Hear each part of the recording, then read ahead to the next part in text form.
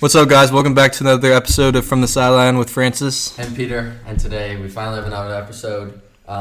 First, we're going to start by covering the Seahawks and what a season it's been. Obviously, we've missed quite some time, but if you've been keeping up with the TikToks, hopefully you've heard from us a little bit. Then we're going to go over just the NFL in general, what's happened, some surprises and disappointments throughout the season, and then we're going to talk about who we think is going to win each award, and then we're going to talk at the end about some Mariners off-season plans. All right, make sure to follow and check out our socials. We've been pretty active on TikTok, From the Sideline Pod. Make sure you listen to this whole episode through. It's going to be a good one. Hopefully not too long, but we missed some time, so we got to get back on track here. So starting off with the Seahawks season, you want to start with me? I think we should just start with Sandy D. Okay. He's the man of the hour. Yeah, you can start. Okay. Well, I think we just have to recap in general. So obviously we lost week 1 to the 49ers, didn't start off great, and then ever since then it's just been absolutely incredible. The offense has been good, JSN, historic season. We don't even really need to talk about that because you guys already know. He's just taken over the city. So good. So good. Best receiver in the NFL. But yeah, the thing I want to talk about right now is the defense. I mean, Mike McDonald is an absolute genius. I was talking with my dad about this last night. I was just saying that I'm so happy that we have a coach, knock on wood, who's going to be here for a very, very long time. Yeah. A young coach. And I just love hearing him talk in like post-game interviews. And then when I'm driving to school, sometimes I listen to sports radio with our guy Softy. And sometimes they have Mike McDonald on. I think it's like Monday mornings or something. And the way he talks about the team, the way he coaches the team, it's just so ideal. He keeps the boys disciplined, and then he's also just. I mean, the players love being there, but he's not like Pete Carroll, who's, I think Francis can agree with this, like a little bit too relaxed, too passive. To step up. And I think one thing I've seen from an improvement from Pete Carroll to him is just the little things, like the tackling has been super good. Oh yeah. We're not making the little mistakes. We're forcing turnovers. And that's something that's going to stay in Seattle, especially the defense, because he's a defensive-minded coach. No matter if the players just, as they circle in and out throughout his tenure, which is hopefully, 30, 40 years. Obviously, it's crazy. 30, 40. Crazy to say, but... Wait, that's actually, feasible. Because he's such a young guy. Yeah. But it's like having... it's like... This is really crazy to say, but I was telling my dad that we have like the defensive version of Sean McVay, and we're just going to have an elite defense forever. His scheme is so good. The way he disciplines the players is so good. And then he makes great hires. Clint Kubiak, hopefully he'll stay. We'll see on that in the offseason. But yeah, defense, not that many like personal player standouts, I'd say. Leonard Williams having a great season. Ernest Jones having a great season. But they've just been working together super well as a cohesive unit. And really, that one Bucs game was really the only bad game they've played all season. The rest of it has been good at minimum. And last week against the Vikings was just absolutely incredible. Brosmer forcing, was it 4 or 5 turnovers? 4 picks. 4 picks. Was there a fumble? Aaron Jones fumbled. Aaron Jones 5 fumbled. turnovers and a touchdown and that many sacks. Like, it's just beautiful to watch. I just want to give the boys some praise right there.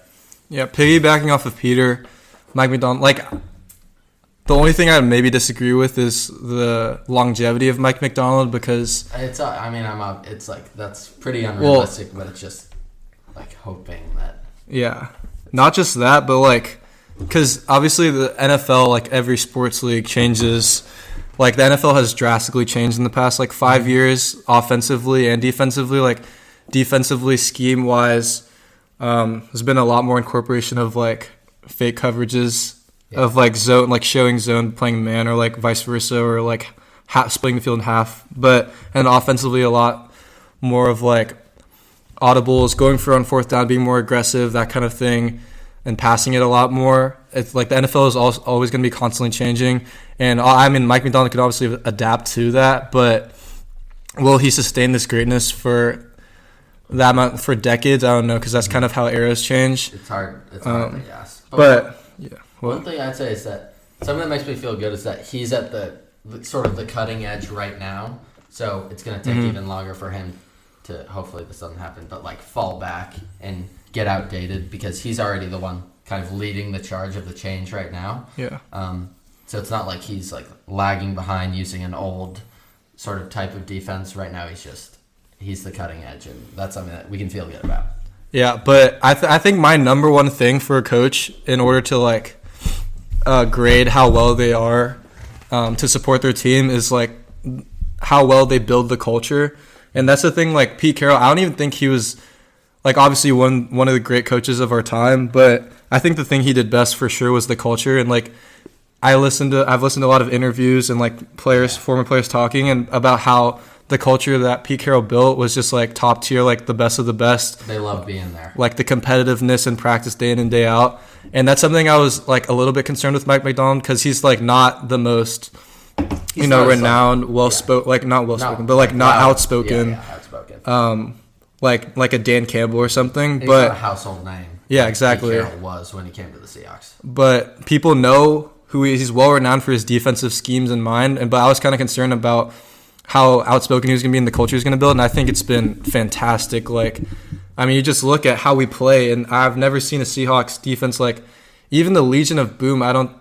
Like, obviously, the Legion of Boom was an all-time great defense. A lot of individual talents, but this team just works together exactly. So like, well. It's just like a true perfect fit. And I was saying some days ago that I think, like, you look at the group we have on defense, and like Peter's saying, it's not like huge names. It's just like a bunch of ragtag guys. And I think that you could genuinely put, I don't know if I'd go as far as to say like practice squad, but like that's kind of what it's looking like, a practice squad guy in our starting lineup right now. We've dealt with so many defensive injuries. Ty Okada, Drake Thomas has looked incredible. Like, you just plug those guys into the scheme, and with good coaching like Mike Macdonald, you could generally turn them into a Pro Bowl type talent.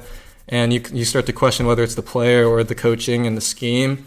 But the way Mike Macdonald's coached this defense has been incredible. Like, the guys you expected perform super well, besides like maybe like Leonard Williams because he's been great. But like everybody's been playing great. But like Devin Witherspoon, you think he's going to be like, he still is an elite cornerback, but he's not having like the season this year that he had like his rookie year. I mean, I think he's having an absolute really underrated season this year. He doesn't get the recognition he deserves, but like it's just like Peter said, like a cohesive group of guys that it's not like one guy just carrying the defense. So you don't like have one elite lockdown corner. It's just like the whole defense is working so great together cohesively, and it's been great to watch the defense play. I mean, like we saw Rick Woolen struggle early in the season, and he's kind of turned it back on. Like, I'd say the cornerbacks are probably the weakest part of our defense right now, and but they're still average or above average unit. Yeah, they're still a pretty elite unit. And then speaking on the offense, like I don't think we need to say much about JSN. Like, he's pretty like. I genuinely think he's the best receiver in the NFL now. Like, he's proven himself over Jamar and Jettas, because like I generally 100%. Don't think he has a single flaw in his game. But Sam Darnold, I think the whole, like, obviously there's the O-line, but I think the whole team's success relies on Sam Darnold, which I guess you could say for a lot of teams because he's a quarterback. But genuinely, this team, like our defense can only take us so far. Like, your offense has to put up points on the board, especially with the running game not being great this year. A lot more is on his shoulders, and like. We're like not even like one of the more, like we are like I think literally the most run heavy offense, and Sam Darnold just like the times that we do pass it, Sam Darnold just has to do his job. He doesn't have to be an elite quarterback. He just has to do his job, and he does. But recently it's been kind of shaky, really, and it's a little concerning. Yeah, this is one thing that I've been saying, Francis. Mm-hmm. I've been kind of on the Sam Darnold not hate train, but like I haven't been rating him as highly as Francis recently, just because, I mean, it's really hard to say this about like our guy, but every time he's in like a clutch situation where you need a touchdown or need points, he really doesn't, or not even clutch like situation. It's just kind of game. Mm-hmm. He just really, he hasn't proven himself at all. I'm especially thinking of that Vikings versus Rams game at the end of the season last year where he just stunk it up, and then the Rams versus Seahawks game. That was absolutely horrible. It was 4 interceptions. You're like, okay, that's a horrible game, but maybe 1 or 2 were like deflected balls. Nope, they were all horrible decisions, misreads, bad throws, and we just can't be having that, especially like in that Bucs game at the end of the game. I know he played incredible that game, so I don't want to get on him too much for that, but That's a drive where we need to at bare minimum. There's like a minute left. We need to punt the ball away if we're not going to score, and then he turns it over. I think it was an interception. It might have been a fumble, but it was just brutal. And then they kicked a field goal in the game. So like you just can't be. I feel uneasy no matter how good our defense is, no matter how good JSN is, no matter how good the rest of our team is. I feel uncomfortable having a guy who has proven that he's, like, I hate to say it, that he's a liability in situations like that. It just makes me nervous watching because, I mean, he does his job. It's not like he's been doing a bad job. It's just in those situations, I want a guy like, I'm saying I want this, I want that, but a guy like Patrick Mahomes, like one of those upper echelon quarterbacks, even like some people just have it. Like Jaden Daniels, for example, comes to the league, he just has that clutch ability, and Sam Darnold just Drake May. Yeah, Drake May. Like the fourth quarter ability, and Sam Darnold just doesn't have it. He actually has the opposite. Not Caleb Williams. Yeah. Okay. We're not gonna. We've been. I'm on the Caleb Williams hatred, but I'm on the Caleb Williams love train. So. I mean, let's hop off the Sam Darnold train for now. But overall, he's like had a good season. He's been doing his job. He's done his job for the most part. Like he started off super hot. Like I knew he wasn't going to be able to sustain that forever, but like he was genuinely playing like the MVP, and I was concerned that he wasn't in MVP talks. After that Washington game. Yeah, but then after the Rams game, it's kind of just like, I can't really blame people for not putting him in the elite status. He threw 4 picks. Yeah, and then, like, generally, I feel like he had money on the game against the Seahawks because each interception was, I like. We were all watching together. It was just. It was so bad. Oh, my God, it was so brutal. Bad. But I will say, offensively, I want to shout out Clint Kubiak. I feel like, I don't know if this is true, but I feel like you kind of didn't really like him at the start of the season. But I was a huge fan. Like, I loved the signing of Clint Kubiak. I didn't like him. I was, like, just super excited when we first got him. And then when I saw it, like, the Niners game was obviously, like, a little bit But then since then, oh, my God. Like, his play calling has been superb. And just the activation of JSN. Like, it's crazy. Like, the poor guy. His first year, he had Shane Waldron, worst OC of all time. Last year, he had a college OC who either only passes or only runs. And then this year we just have a guy who gets it to his best players, and look where that's got our offense. We don't have – I mean, like, it's clear as day how good of an offensive coordinator he is. Yeah. And it's also, like, I'm happy for JSN finally having a guy who gets him the ball. Yeah.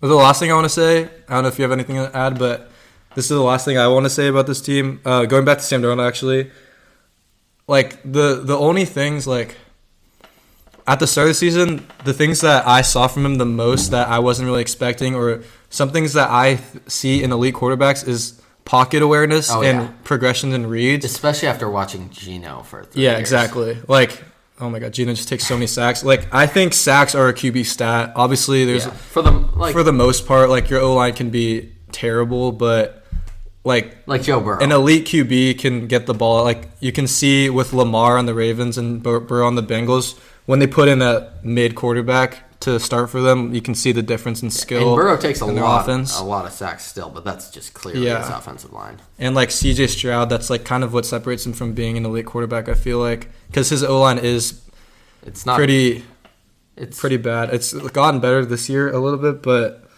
it's below average for sure. But CJ Stroud, I think he has elite stuff, but his pocket awareness can use some work. But Sam Darnold at the start of the season, I thought his pocket awareness was elite. Like, he was feeling the pocket so well, super confident. I think recently, though, it's gone a little south. Game, like, when he throws a pick or two, you can tell he's just completely lost it. Like in the Vikings game last week, it was horrible. Mm-hmm. Like, that's what I was really talking about. He's leaving the pocket when he doesn't have to, and then he's staying in it too long. It's just he's uneasy in there. And like when something like a negative event in the game happens, like, you have to stay poised and do the same thing. Like, obviously it's easy for me to say, but you have to stay. If you want to be an elite NFL quarterback, you have to stay poised and keep doing your thing. You don't change anything, and he's been changing something. I mean, at bare minimum, at least just hit your check down instead of making a terrible play, like getting a fumble or throwing a bad misread or taking a sack. But Sam Darnold, like the Vikings game, we know Brian Flores and the Vikings are super blitz-heavy defense. like that's kind of what they're known for. And Brian Flores is like a defensive genius, and with his blitzes especially. But they even said pregame that they were going to blitz Sam Darnold a bunch, and you just gotta like I feel like it looked like they weren't prepared for that. Especially Sam Darnold, he just needs to in those kind of games when you know you're getting blitzed so much, you can see they're rushing like 6 guys. They're not being a lot of the plays. They're not like even trying to hide it, but. Sam Darnold, you just got to like get the ball out quicker. Need to know where your check down is. Especially after that game, we're going to see a lot more of that. Yeah. Because they saw how badly Darnold played, even though we won. We shut him out. Because our defense played so well. But last thing about the Seahawks, let's just talk about our expectations for the rest of the season. On the radio, I was listening to Softy, our guy, talk about how the Rams and the Seahawks are just kind of on a collision course for each other in terms of the playoffs. Like these two teams are just bound to meet each other, and it's just it's a mini Super Bowl basically. In my opinion, they're the 2 best teams in the NFL. I guess you could argue the Patriots kind of have a cupcake schedule though. I don't think so. You don't think they have a cupcake schedule? No, I don't think they're like in the same level. Yeah, but just record wise. Obviously not the Bears. But no. Yeah. So I do think we're going to win the next regular season game. I think we're going to lose one more game the rest of the season. That 49ers game scares me. They are always like beating us. They kind of own us. They've owned us for the past like 8 years, which is pretty annoying. Whole 2020s decade pretty much. But this team can obviously win a Super Bowl. It's just really a matter of how Sam Darnold plays in the playoffs. It's all on him. It's all on his shoulders. Defense, it's a sure thing. Offensive line, Anthony Bradford, don't even get me started on. The O-line is not. It's average. Please bench him. It's average, but we need to get Bradford out of there. So it's all on Sammy D's shoulders, and if he can prove me wrong and be that clutch guy, if I see 1 or 2 of those drives, I think I'm expecting us to make the Super Bowl. But right now, I just don't know how he's going to play in the playoffs, especially if he like throws an early pick. Like, what's going to happen? Like, if he's like hitting his reads all game, like, and he doesn't put himself in a situation like that, that's great. That's how we've won all these games. But when something goes wrong, that's what I'm really worried about, like in a playoff game, because he's been known to spiral, obviously with the 4 picks. But overall, I think it's a Super Bowl contending team, and I would not be surprised if we were in the Super Bowl. Do you think we finish 1 seed? I mean, it just matters about that Rams game on Thursday night. I don't think so. Like a 4-loss 1 seed, I'm trying to like 13-4. That can obviously get you a 1 seed, but as it stands right now, that's like seems pretty doable for 4-loss 1 seed, because the Bears are the 1 seed with 3 losses. But that Rams game is going to be tough, even though it's here. I'd give it like 40-60, 40% that we get it, 60% that we don't. Okay, well, obviously, the Rams game is the most important game of the rest of the season. I think if we win that, I'm just assuming the rest of the games are like either wins or like, just like momentum or whatever. But if we win the Rams game, I think we win the division, and I think we probably get the 1 seed. So that's like a must-win game, and I think it's super underrated how important that game is gonna, or not just that game, but being the 1 seed with the bye is gonna be for the Seahawks, because Sam Darnold, I feel like, this is straight gut feeling, but in the first round in the wild card, I don't know. I just think it's gonna be super important for us to get to that divisional round. I feel like if we get there, we have a really good chance of making the Super Bowl. Because, in the NFL playoffs, making it to the Super Bowl is probably the hardest thing to do in any sport in the playoffs, because you just 1 loss and you're out. It's not like no series or anything. So if we get a bye, we miss the wild card game. I think that gives us like an exponentially higher chance. But yeah, the Rams game is for sure the most important game. I feel like the other games too. We play the Falcons this week. I think that's a win for sure. Not even with Penix do they have a chance, and Kirk Cousins is pretty bad. If you want to talk about pocket presence, oh my god, I watch a couple of those games. He can't move around at all anymore. I used to be a big Kirk Cousins fan. When he was on the Vikings, I was a big supporter and defender, but now I can't defend the guy. So we got Falcons win. I think next game is Panthers, should be a win, but that's sneaky because they beat the Rams and Niners. But I'm not too worried. We're head and shoulders above those teams. And then we have the Rams. We already talked about that. And then we have.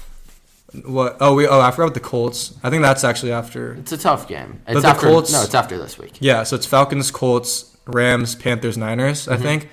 I think this is just strictly gut feeling. I think we beat the Niners for sure because we're not getting swept by the Niners this season with that team, with Brock Purdy and this Seahawks team. There's no way we get swept. We're for sure winning last week and also week 17 or week 18. I feel like for sure we win that.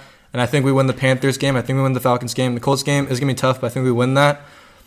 But it's really up to the Rams game. And if we do get the 1 seed and win the division, I think we have a great chance to win it all, or at least make it to the final game. The big game. Okay, so we're going to shift gears a bit, just talk about NFL and then our predictions for the awards.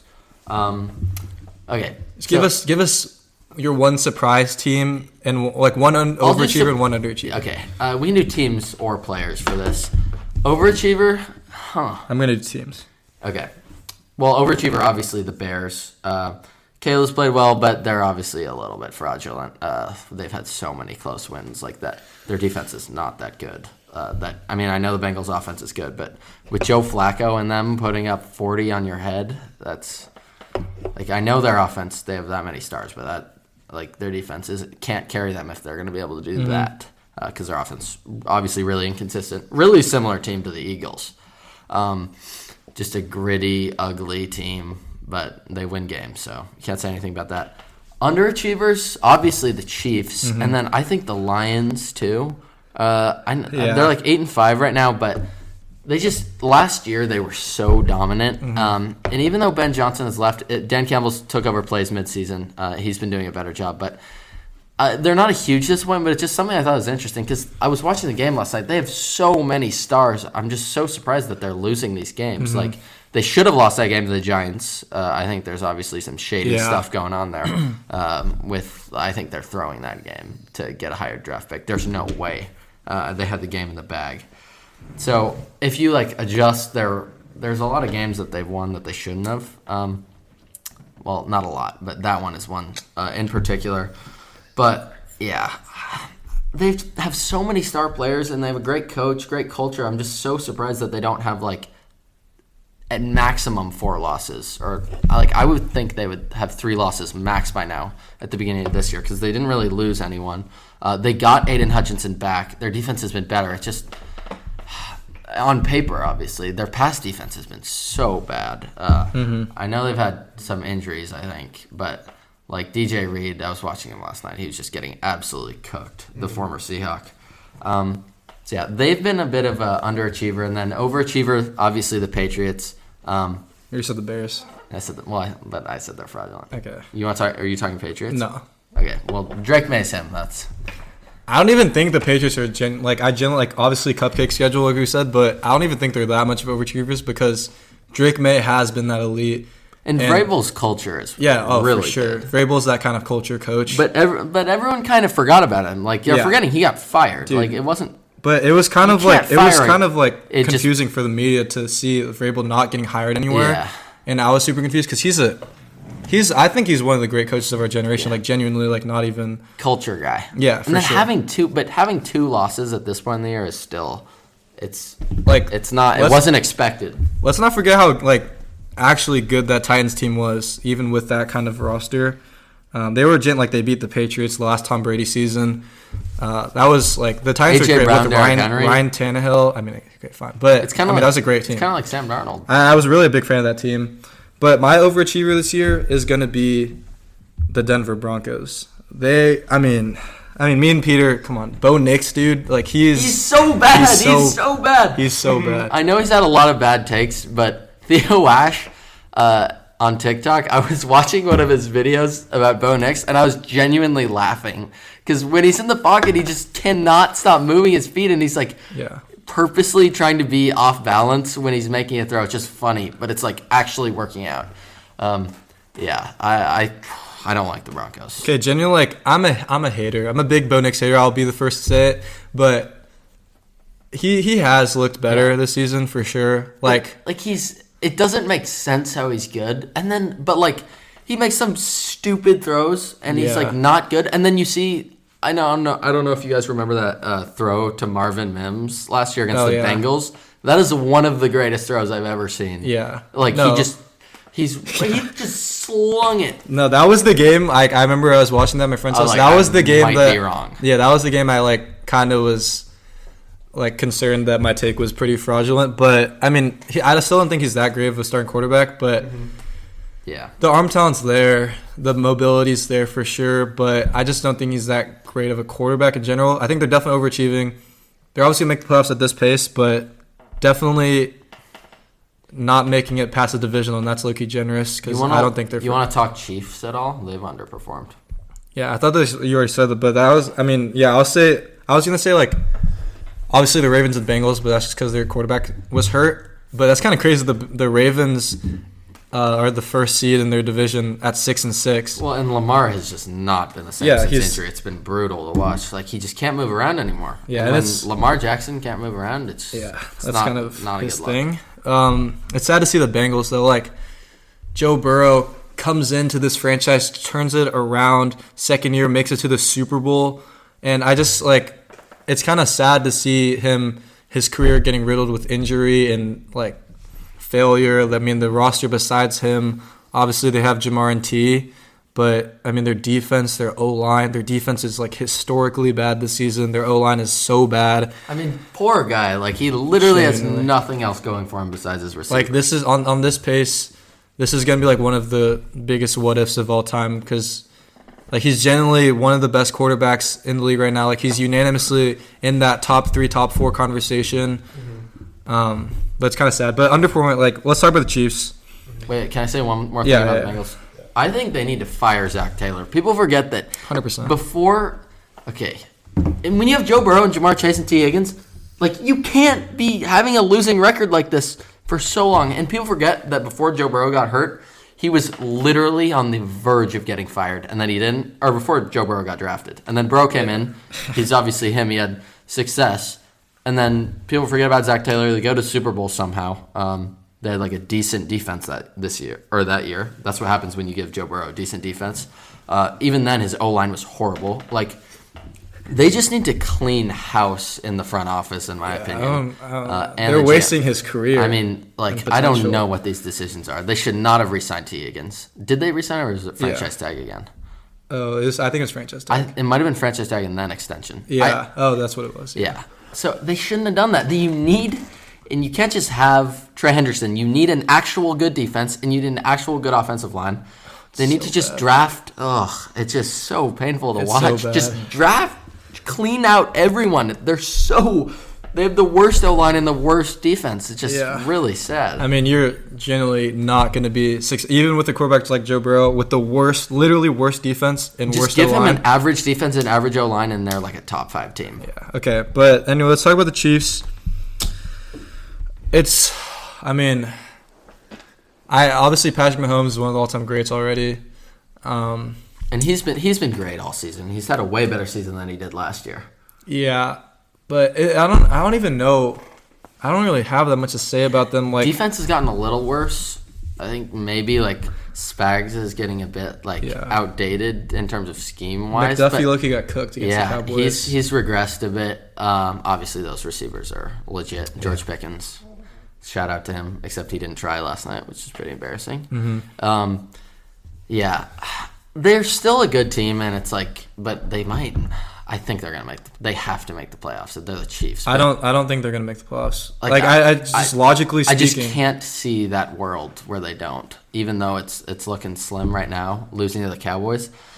I think they have to find their groove. I mean, they're the Chiefs. No, even if they go undefeated from now, I still don't think they make the playoffs because they don't control their own Bills. The Bills are the 7th seed, and they have 4 losses. And then, like, the Colts and Chargers are also 4-loss teams, and those are the 3 wildcard teams. And the Chiefs, if they go undefeated with 6 losses right now, they're 6-6. I don't know if that's enough to make the playoffs. Like, I don't know and also the teams above them. They're still the Texans and the Steelers. I think if they had the Patriots schedule, they would have their records would just be swapped. Yeah, but also it's just they got so lucky, the Patriots, and they still have like an easy schedule the rest of season. It's insane. You still have to you can't just disregard the fact that I know wins might not be fully a quarterback stat, but you got to put a lot of the blame on Mahomes too, for sure. Like, I'm a huge Mahomes defender. I know a lot of people hate the Chiefs just because they're like success, but I want to see him have a good career and have like an elite legacy. And I mean, this season has kind of been really disappointing for that standard, but I don't know. I hope they do make the playoffs and like do well because their weapons have gotten better with Rashee Rice coming back. He's the perfect receiver for that offense. Just the middle of the field rack guy. Throw him a screen, he'll gain you yards there. Especially because they don't have a great running game. They kind of need to get that sorted out. Kareem Hunt is so slow. Yeah. I mean, he breaks tackles and stuff, but he's at this point, I don't know what his 40 is. Yeah, but I just like don't expect this to. Like, this isn't like a season where it's like, oh, Mahomes' career is coming down, like he's past his prime, that kind of thing. His production, his statistical numbers have been better, but it's just wins. Yeah, and it's like, if they don't make the playoffs, and they do have like a decently high draft pick, especially for the Chiefs, like, it's just going to make them. It's over for us. Yeah, like, the Chiefs are still going to be successful in the future. It's just this season, super disappointing. Yeah. All right, let's talk about our award predictions really quick. All right, let's go MVP. We probably both have Drake May. Yeah. We're both Matthew Stafford, like, not haters, but overrated. He's definitely overrated at this point. Like, the Glaze needs to stop. Sean McVay, Puka Nacua. You have Puka and Devontae Adams. I mean, and Devontae is not and let's not talk about at all. Let's not forget about Kyron. Let's not forget about Blake Corum. Let's not forget about the tight ends they have. They got Colby Parkinson, Terrence Ferguson, like Matthew Stafford. Yeah. I mean, he's good. He's great, but he's not that guy. Ferguson looked good last week. The Oregon guy, unfortunately.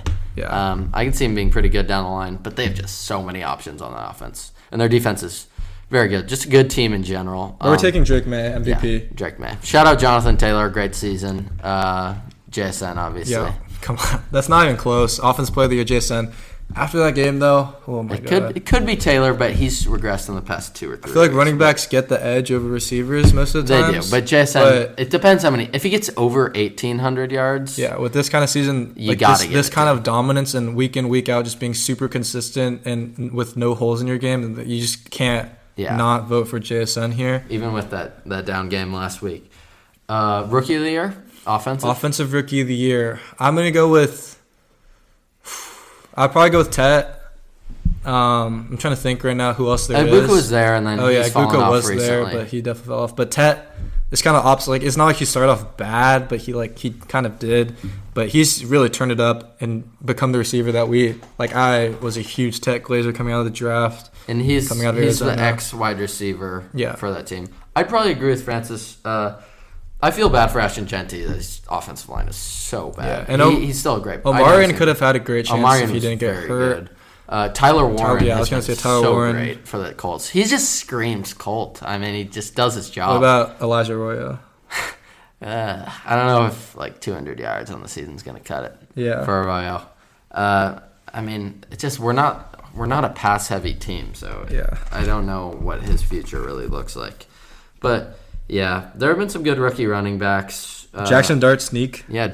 Dart's proved me wrong. But I don't even think he's like I don't even think I don't know what to think about him. I mean, he's really athletic. I'll give him that. I mean, he's got wheels, but he needs to know when to not take a hit. He must slide. Yeah, he got that game against the Patriots. He got absolutely destroyed, just run out of bounds, bro. And it was twice too, in the same drive. Okay, defensive rookie of the year. I'm looking here. Heavy favorite right now is Carson Schwessinger. Schwessinger, linebacker for the Browns. I really liked him out of UCLA. I mean, honestly, I'm gonna be honest. Can't say I'm too well researched on this guy, but yeah. I will say, obviously, shout out Nick Immunwar. Oh, yeah. I think it's a great chance. I mean, dude. Bill Carter's been a little bit disappointing, but he's still been doing well besides that last. I mean, bro, I don't know how he's not been a Pro Bowler, though. Out of college, I genuinely thought he was going to be, a friend's top 5 edge rusher already in his first year. He was so elite out of college. I'm surprised he's not been doing as well as I thought. But then I'm just going to... Nick Immunwar, he obviously is, Swiss Army knife. Categorized out of college, and people assume he's a safety, but he's played nickel pretty much. Yeah, and a little bit of linebacker. Yeah, he's just an insane Swiss Army knife, and obviously in the Mike McDonald system, he's kind of fit in that like Kyle Hamilton role in the Ravens, but like I would say even more versatile than Kyle Hamilton. One thing I am worried about with him is that I think it's awesome having him play all these different positions, but I think having him stick to one, it would be better for his future, because I'm just thinking of like Isaiah Simmons and what happened to him That was just a bust. with the Cardinals. They played him at every single like position other than D-line really, and it just never like stuck. So I feel like with Eamon Moore, especially early in his career, you got to like get him comfortable in one spot, and then later on he can move on a little bit more. Obviously he's been great, but it's just kind of a bit of a concern. I don't know. But like some like defensive backs, like corners, later in their career, they move around. Like Jalen Ramsey's been playing free safety this year. But like right away, moving him around, I'm not sure how I feel about that. Like it's good for the team, but for his development, I don't know. I kind of disagree because like Kyle Hamilton, like I said, in his rookie year, Mike Macdonald kind of had him doing the same stuff, like versatile, different positions, like move him into the box, have him in nickel. But now he's kind of more, I mean, obviously Mike Macdonald's not there anymore, but he's kind of set in as like the safety role. And I see that same thing happening with Nick Eamon-Warrior, and it's also because of like how our defense is built roster-wise that I feel like he's been forced to play a lot more nickel and stuff, because Devin Witherspoon was our nickel guy, but now with like our cornerbacks and with Nick Eamon-Warrior, we'd rather have Devin Witherspoon play like man-to-man or like in that corner, like true corner spot with Nick Eamon-Warrior playing in the nickel, because that's more of like a hybrid position. Yeah. And he is 6'4" with like a 4.4 40. Just an absolute specimen. Like, yeah. No, I know. Before we move on, so Deep Boy overall, I'm going to say Myles Garrett. I feel like it's pretty clear. Yep. He might break the sack record. And then Coach of the Year, I can see Mike Macdonald. I can see Shane Steichen. See Ben Johnson. See Ben Johnson. See Mike Vrabel. I'm biased, but I'm going to say Mike Macdonald just as a coach for what he's done for his team. I could see Ben Johnson too. If the Bears have like 4 losses, it has to be him. Yeah. First year coach. And then Vrabel, it depends how I could really. Oh, yeah, I forgot about Vrabel. I think he's the favorite right now. Probably. And then him and Ben Johnson. I know Steichen was when the Colts were like on their hot streak, but definitely he's dropped out. I think those are big two right Vrabel. now. McDonald's on the outside. If the Bears genuinely sustain this, you got to give it to Ben Johnson. If they have 4 losses or 3 losses, you got to give it to him. And then other than that, I'd say Mike Vrabel. All right. Let's shift gears. Okay, let's shift gears. We're going to talk a little bit about NFL draft, and I think we're going to call it there. We can save the Mariners for the TikToks and then next pod. Hopefully we sign Tariq Skubal. Kyle Tucker, please. Yeah. Let's get a bat, please. Okay, those are my thoughts there. I also think Stephen Kwan could be a good fit. Okay. I don't know. Maybe a guy who can get hits. Okay. Ketel Marte? Question mark? I don't. If we're getting up Ryan Sloan, Cade Anderson. If we give Cade Anderson, you got to give up Ryan Sloan and then other Cade Anderson is untouchable. You can't give up both of them. Yeah, okay. Let's move on. Okay, we just talked about it. So what were we talking about? NFL draft. Okay. Big 3 QBs. Let's just touch there. We're not going to really talk about like teams of where they're going to go. Yeah, just like our thoughts. Our thoughts on the prospect. I was talking to Francis about this. The big 3 quarterbacks, it's pretty set in stone consensus that it's Ty Simpson, Dante Moore, and Fernando Mendoza in no particular order. Francis and I both think that Dante Moore is the best. Easily, in my opinion. I was like, I'm not obviously not just basing it off this one game, but I was at the UW-Oregon game last time, and I've watched Dante Moore a bunch, but like seeing him on the field, like the throws he's making, like he is on the money, and his pocket presence is really good. He's athletic, he can scramble. Just a really ideal NFL quarterback. He was a highly recruited 5-star for a reason. And then he got that experience at UCLA, which really helped him as he came to Oregon, transitioned into that starting role this year. He's been great. He makes every throw on the field, stepped in the starting role, that prior experience at UCLA. Just overall the best quarterback in my opinion, physical-wise, and he's going to work well for the most amount of teams. And then other than him, Ty Simpson and Fernando Mendoza of Indiana are the other 2. I think Mendoza's definitely better than Ty Simpson. 100%. He's just way more polished. Just a little bit more of a boring prospect, I would say. Just his personality. He's kind of a square, as Francis and I call him. Cube. Yeah. I mean, he's he's a really weird guy. We can't really say that, but from the interviews, that's what it seems like. Well, he's like wholesome. He's just like not a normal person. Yeah, there's a screw loose. Yeah. Okay. I don't really know. I wonder how he would feel hearing two high school kids talk about him like this. But sorry if you're listening. Sorry, Fernando, if you're listening. But yeah, I think he's the second best. I mean, he's a good QB. We'll talk about him later on. I don't need to go into the specifics. And then Ty Simpson is just less polished than the others. He's had some concerns, but he's obviously good. And then it's going to be interesting to see how they perform on the stage of the college football playoff, because all three of them are in it and have a chance to win it. Maybe not Alabama if they lose the SEC championship. If they get blown out of the SEC championship, they're not in it. But I don't think that's going to happen. Yeah, you want to talk about quarterbacks, then we can talk about receivers, and then I think we can call it there. Yeah, I agree. I think Dante Moore is pretty clear QB1, in my opinion. I don't really see the Dante Moore hate that I see in the media. I think from what I've seen this season, he's pretty clear. I think him being a 5-star and having that coaching and knowing, like, his mechanics are quite literally perfect from what I've seen. His mechanics are great. His footwork is great. Yeah. His pocket awareness and his presence is elite, and then his arm talent is obviously there. He makes every throw on the field, like Peter said. I can see his game translating insanely well to the NFL. And then you have Mendoza and Simpson. I agree, Mendoza 2, Simpson 3. I could easily see Mendoza being 1 for an NFL scout.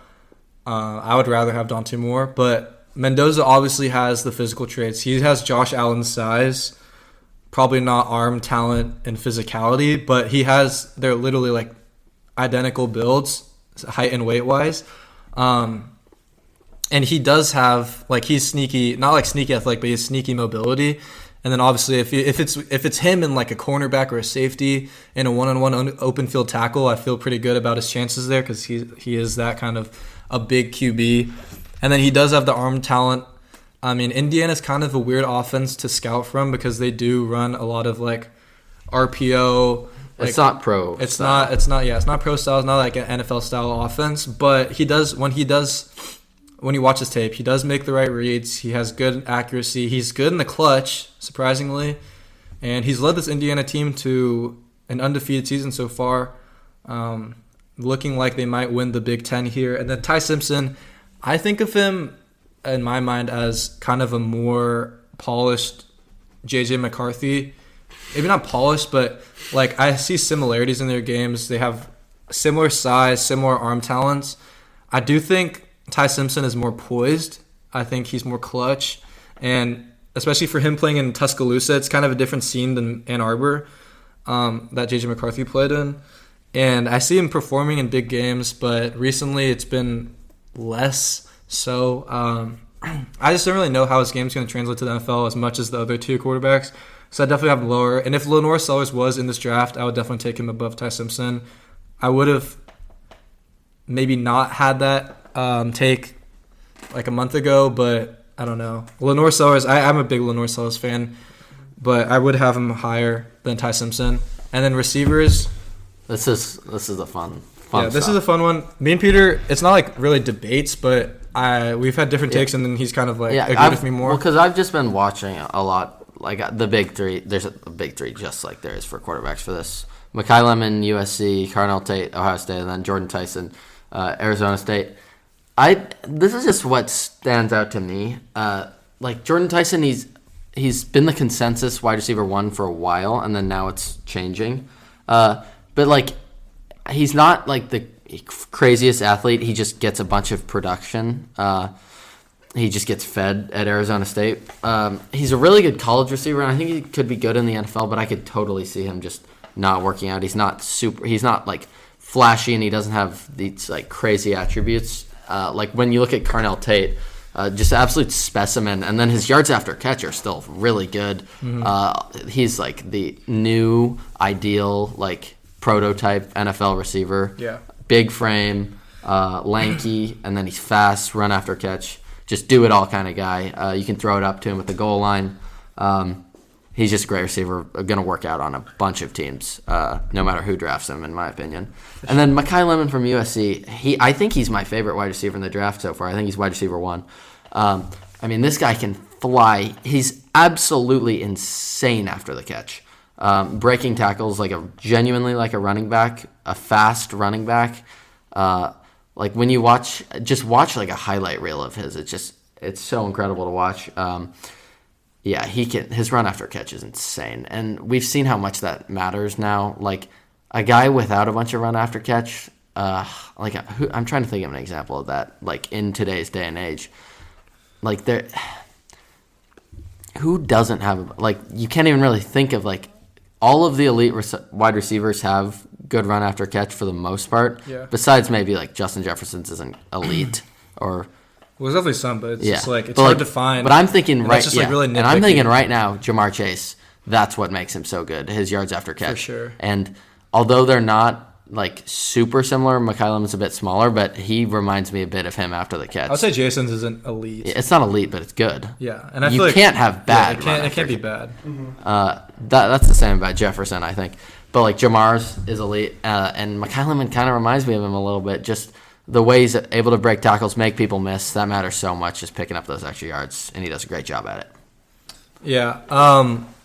I have Cardinal Tate. I think they're all first-rounders. 100%. They're all easily top 15 picks. I don't know about Tyson, though. I think but I mean, not even opinion based. Unanimously, I think there will be. We've seen how much things change from the end of the college football season. I will say, as of now, they are. Unanimously, I think they're all top 15 picks from what I've seen in mock drafts. But for me, I think it's kind of a similar situation with the QBs. I have Cardinal Tate, wide receiver 1, and it's by a pretty big margin, like Dante Moore. I think Cardinal Tate, and it factors in kind of that he's an Ohio State wide receiver, but I mean, like Peter said, the big frame, his ability to high point the ball, his hands is ridiculous. His route running is also very slept on, but I think he has the most pro ready wide receiver game out of the three. And then I mean, it's hard to Jordan Tyson and Mekhi. I think Mekhi Lemon is more of a hard guy to read and predict how he's going to be in the NFL. He obviously is extremely talented, maybe the most talented one out of these three, probably. I mean, yeah, the run after catch is definitely the best out of the three. I think his hands might be the best out of the three as well. His ability to make he's a bit of a smaller guy. But it's kind of hard to predict a slot receiver's game to be a dominant wide receiver 1 in the NFL. I think he might be. They say he's 5'11", but at the combine we'll see. I bet he's 5'10" and change. Yeah, but I don't know. It's kind of a toss up between McCollum and Jordan Tyson for me. But I would say probably McCollum is more of a 2, and Tyson's my 3. I do like Tyson a lot though. I don't want to knock him too much for playing for ASU, but there's obviously something there. McCollum plays in the Big Ten. And so does Cardinal Tate, and then he plays for ASU. The only thing that worries me about McCollum is he's so good, but if he was just an inch or two taller and then he bulked up a little bit, I mean the bulking up doesn't matter that much. But a guy like Zay Flowers, who is super highly touted out of the draft, we've seen his ceiling is capped. Well, he was a first round talent. Yeah.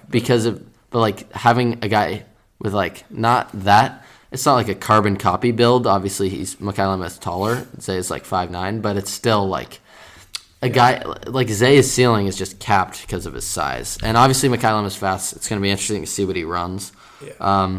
So we kind of need to wait on that. I'm really curious about his height, but besides the play on the field, I think he's the best one. Just based off production and how they played the season, I think you can't disregard McCollum is probably the best out of the three. And it's not really that close. Obviously, Tate's had a great season. But McCollum has been dominant, unstoppable.